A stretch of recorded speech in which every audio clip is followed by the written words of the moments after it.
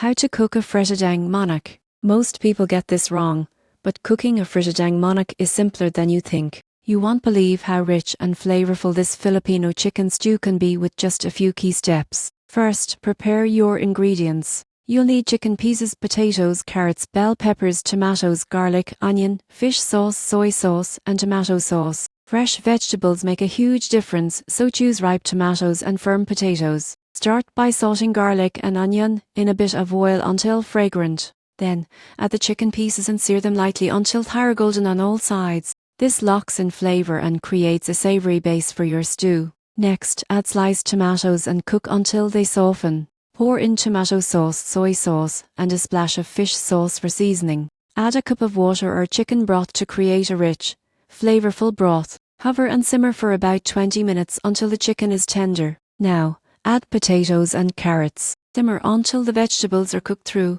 usually another 10 to 15 minutes. In the last few minutes, toss in bell peppers for color and crunch. Adjust seasoning with salt, pepper, or extra fish sauce as needed. Finally, serve your frittadang manok hot with steamed rice. The chicken should be tender, the vegetables perfectly cooked, and the sauce thick and savory.